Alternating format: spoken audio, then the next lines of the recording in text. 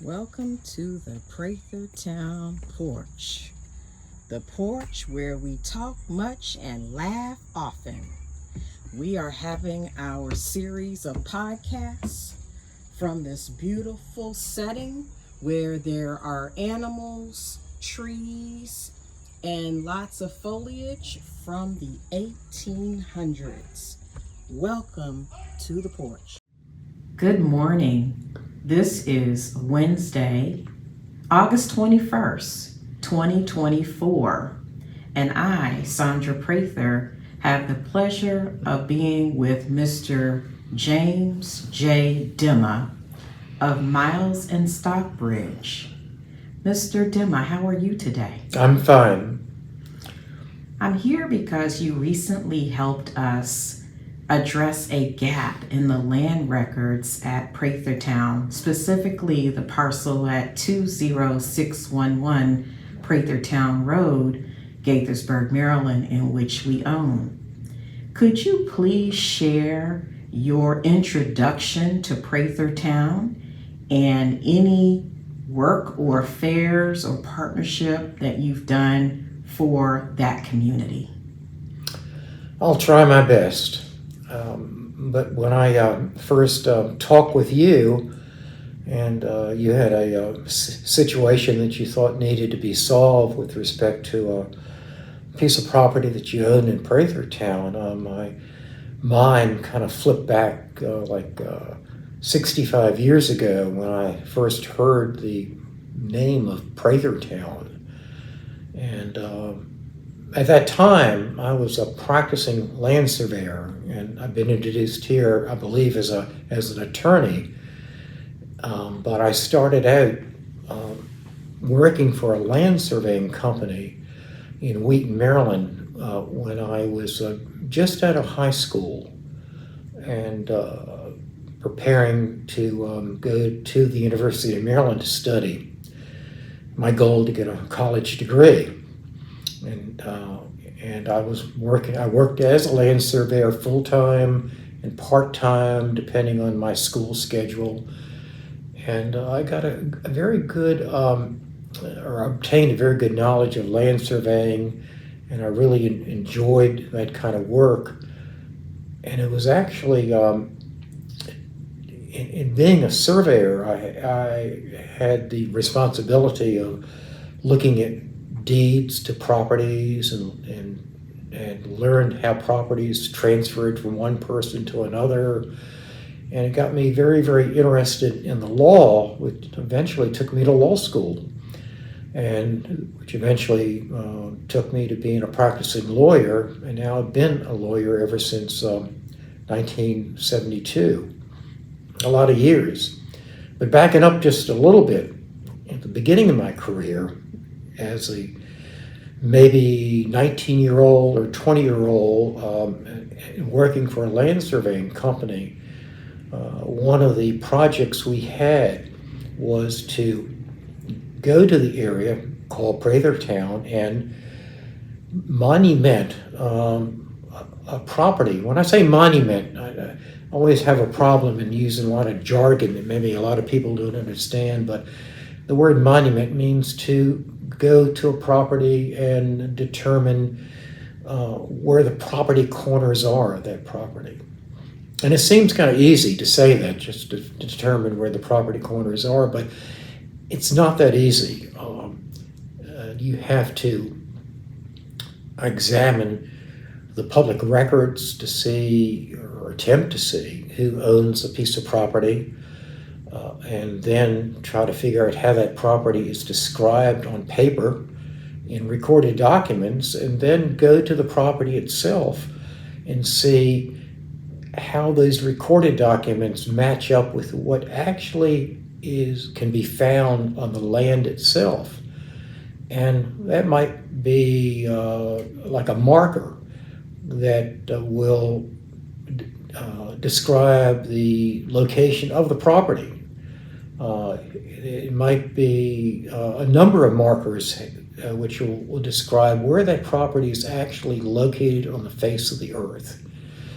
And so it takes almost a talent to read and understand these recorded documents, and also a lot of experience to try to find the actual property corners as they were placed there years ago, or maybe replacing some of those property corners based upon geometry and trigonometry, measuring lines, measuring angles in order to figure out again where that property is actually on the face of the earth and how it compares to the actual written records. I think it's a fascinating endeavor. Can be very, very frustrating sometimes, because oftentimes the public records are really not that accurate.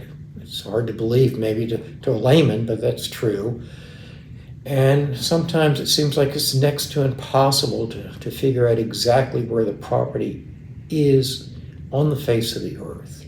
But in any case, I went there back to Prathertown, I was 19 or 20 years old, to monument a piece of property. I don't remember exactly who we were working for. I don't exactly remember all the particulars about why we were there, but the one thing I learned, which probably is the focus of this particular interview, but the one thing I learned that there are communities in Montgomery County, and I'm sure all over the country, that some are more easy to research than others. And as a surveyor, and in talking to surveyors at the time, older surveyors than me for sure, people that had a lot of experience, those areas of Montgomery County that would probably be the most difficult to reestablish or to find property corners or to plant new property corners were, and I hesitate to even say this, but those communities would be probably African American neighborhoods. And I learned the day that I went out to Prathertown that was a African American neighborhood that I was sure at the time had a lot of history dealing with history of the United States, about slavery and the aftermath of slavery and emancipation and the civil rights era that we had to go through, and that's all related to, in some ways, the inaccurate records that we would discover in dealing with Prathertown in particular. And maybe I have to be a little bit more maybe clear in what I'm saying here, is that it was my belief at the time, even as a young man, that maybe one of the reasons why the records weren't as clear as they should have been, and maybe why it was more difficult to survey in a location like Prathertown, was that maybe, I might be incorrect in even saying this, but I don't think so, that with the aftermath of the Civil War, and where lands were then being conveyed by white property owners to African Americans, that maybe there wasn't enough financial backing to go to lawyers or to find surveyors that would do a competent job. And so I think a lot of shortcuts were made. And it just seemed to be that it was probably a financial issue, that where, again, maybe the best real estate lawyers couldn't be found, and the best surveyors couldn't be found in order to do the best job possible in describing where these properties were. But everything I'm saying there was a kind of a hypothesis at the time. But throughout my career as a lawyer, I found it to be true. And there are a lot of areas of Montgomery County like Prathertown, and I can't name them all for sure, but like Tobytown, in Scotland, in Kengar. There were many transactions recorded in those communities which really many times were not correctly done. And it just seemed like and it seems like even today that not a lot of time and effort was made in order to establish exactly who owned these properties. As an example, the lawyer in me has to say this. Sometimes we have to talk about the actual law. We all think we know what it is, but probably none of us know exactly what it's all about. But prior to 1970, actually, January the 1st, 1970, when a person died, automatically the ownership of the property that they own would go to their heirs. And that was just the law going back hundreds of years, back to the common law in England. And so a person who purportedly owned a piece of property, and you were never really sure if that person owned the property, they would die and the property would be transferred automatically to their heirs. But the problem is, how does anybody determine who their heirs are? You might think it's easy. You have a husband, you have a wife, you have children. They seem to be the natural heirs, but oftentimes that's not true. And then oftentimes people don't actually know exactly who their cousins are, who their aunts and uncles are. The family has all kinds of lore about who somebody might have been married to or not married to, or what children came from a particular marriage. It's complicated. And so therefore, for many, many years, lawyers were not completely sure who was entitled to the ownership of that property. It sounds like I'm telling you a story that just can't be true, but it is true. And oftentimes that when somebody was really in doubt as to who owned the property, there was always a remedy, and that would be to go to court and present evidence from family Bibles, from letters written, from just hearsay evidence from various family members as to who was related to whom, to try to figure out who just might possibly own this property, and then leave it up to a judge and a court to determine the true owner of the property. So it was complicated.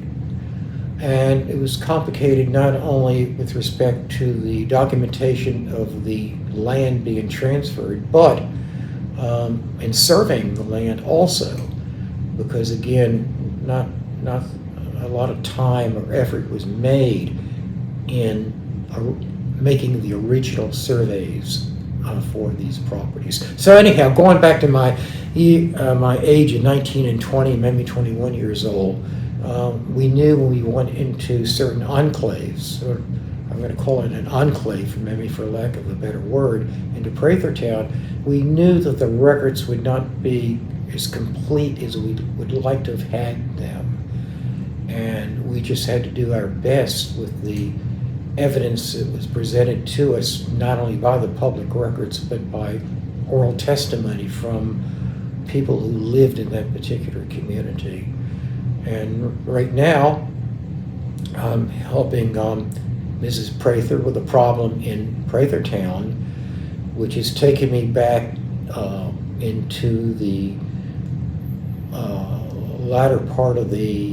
middle part of the 19th century to look at deeds that are written in longhand, very difficult to read, very difficult to interpret. In fact, you have to get a a language expert to figure out exactly what some of the sentences really mean in these old deeds, and for me to try to figure out what the intention of the parties was at the time in describing that property. It's a fascinating process, I'll have to say. A very interesting process, although maybe not everybody would say that it was as fascinating or as interesting as I'm saying it is, but it is, because you're combining the law, with surveying, with history, with legal evidence, in order to put all those things together and figure out who is the true owner of that property and where that property actually is located in that particular community. Maybe I'm winding on too much for you, but maybe you have a follow-up question that'll lead me into another area of the discussion that you want to get from me. Yes, one question is, when you initially were introduced to Prathertown, can you describe the conditions? My memory is correct. It was an area that seemed like it needed a lot of repair. Let me put it that way. I don't remember houses that. Let me put it another way.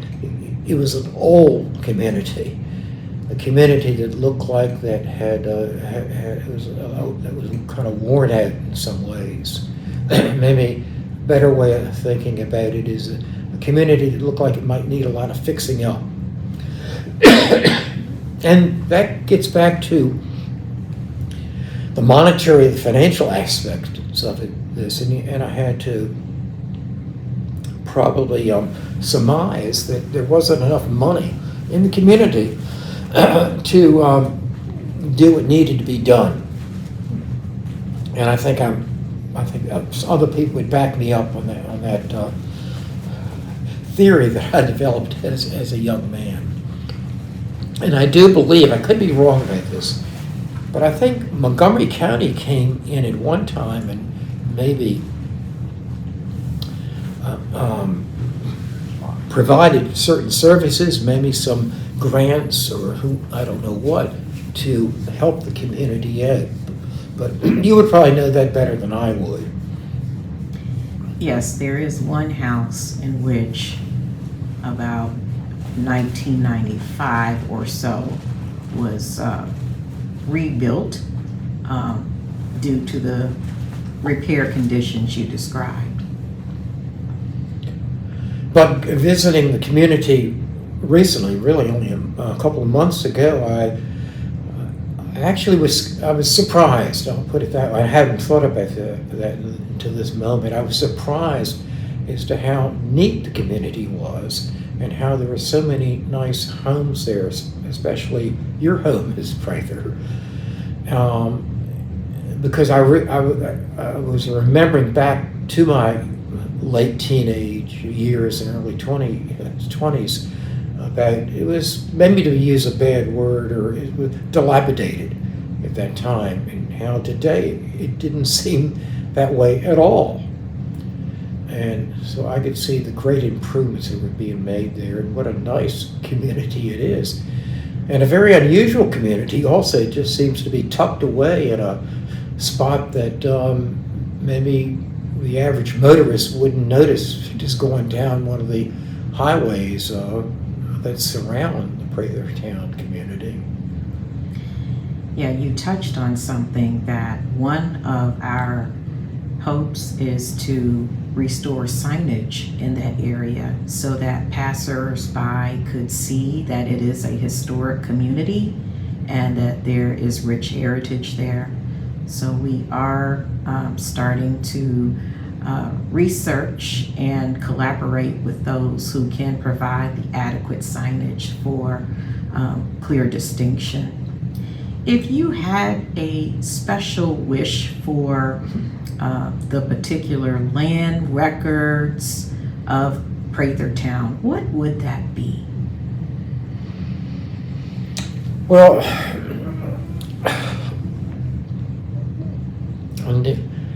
I don't know what that would be. I think we're stuck with the land record system that we have. Although improvements have been made with that system. That's a very interesting question, Sandra, I'll have to say.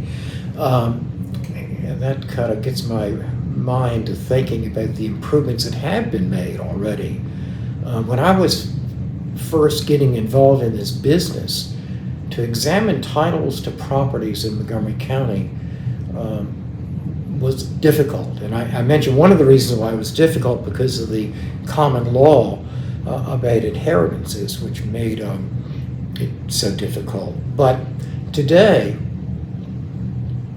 let me just digress for a moment there. Today, when somebody passes away, their property now automatically goes to a person who's sometimes referred to as an executor. Actually, today there's a more modern term for that. It's called a personal representative, which means that at the moment of death, when at the time of that person's death, that property automatically again goes to their whoever's designated in their will. I'm going to back up. I'm going to correct myself there. It goes automatically to the personal representative, and it's up to the personal representative to take the time and effort to determine who are the proper recipients of that property and get court approval to transfer the property to the proper people. That's a big improvement. But also beyond that, the people who administer the land record system all over Maryland, they've come up with a better system of searching titles. And without going into too many details about what exactly that improvement is, let me just say that it's much, much easier to do it because of assigning parcel identifiers to each individual piece of property, and the way those parcel identifiers have been logged into as indexes, which again just makes it a lot simpler. I can't even begin to explain how difficult the system was dealing with some Byzantine way of finding out who might own a piece of property, but my hat's off to certain people who made that system, how they improved upon that system. So I don't know what else we can do beyond that, but great strides have been made in that improvement. That's a good segue as I conclude this interview to once again thank you for taking on our complex issue. It would be nice if you could summarize why it is very intricate and a path forward that might be unprecedented for the state of Maryland. Well, there's other systems in the United States that are being utilized, and what that system is basically referred to as a registration system, where I don't know how it'd be implemented in Maryland, because we've had this one system for so many years now. But anything is possible, I guess. But in some other states, and I can't say how many other states, is that the titles to property are registered through an agency, and somebody at the head of these agencies will, I'll throw a word out there now and give it maybe a more proper name. It's called a Torrens system, whereby a person's title is deemed to be good and of record at a certain point in time. And that is, we're in the year 2024 right now, and hypothetically, the way the system would work would be that through a court order of some kind, they would pick a date. And maybe that date would be, just kind of thinking out loud, saying, and using the word 2000, the year 2000, that the title to a piece of property have been perfected in the year 2000. And everything that went on prior to that date, it all just ancient history. And you would not have to go back further than the year 2000. You certainly would have to examine the records subsequent to the year 2000 to look at more recent transactions. But the way the system works in other states, certainly not in Maryland, there would be a fixed date where a title would be deemed to be good and marketable. I mean, I've had cases myself where, a very important case in Maryland, where a family in Frederick County, they thought they owned a piece of property on top of a mountain.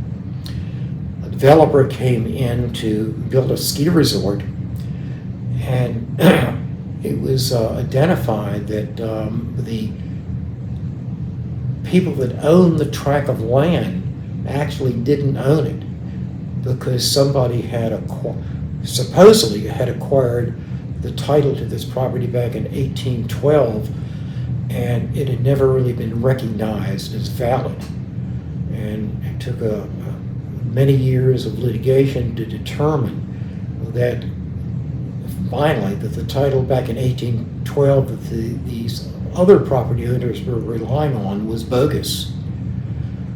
Under a registration system of land, that would not have happened.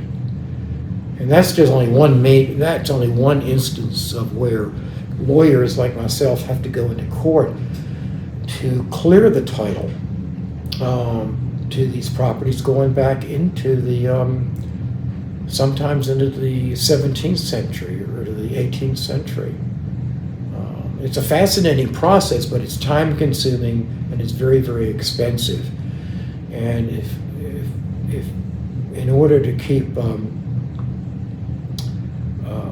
the commerce going of selling and buying properties, it can really bog the system down when you have to stop and do the kind of research that it takes to clear the title to the property. I'm not necessarily advocating for that system, but other states have endorsed it, and it seems like it's working well for them. Well, we truly thank you for your partnership and helping us to resolve some of the gaps in the surveys. Are there any closing thoughts that you have for the residents of Prathertown? On behalf of Prathertown Community Development Corporation, we appreciate you taking the time for us today. But are any closing thoughts or wishes? Well, my hat is off to the people who live in Prathertown and the people that are running Prathertown, because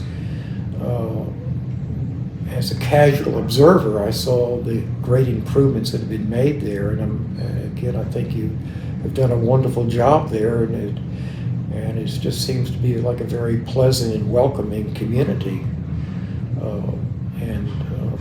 Maybe I wish more people knew about the developments that you've done there, but then again, there's a downside to that also. I don't think I would advertise it too much, because maybe you don't want too much activity. But I just can't say how you can do anything more that you're doing. I mean, it'd be nice that you could revisit all the titles to Prathertown and replat the entire town, but that would be an impossibility. I think you're doing well right now. That's what I think. And it's been a pleasure working with you, Sandra, and other people that you've introduced me to in Prathertown. And I hope that everything that I'm doing for you is going to work out to benefit you and everybody else in that community. Well, we truly appreciate it, because we are trying to leave a legacy We're trying to educate and inform the public, but also rectify anything that we can in terms of titles. And with me being in real estate for more than 30 years, it's important to me professionally as it is personally. So thank you so much. We appreciate you and wish you well in all your pursuits as you continue your research. You're more than welcome.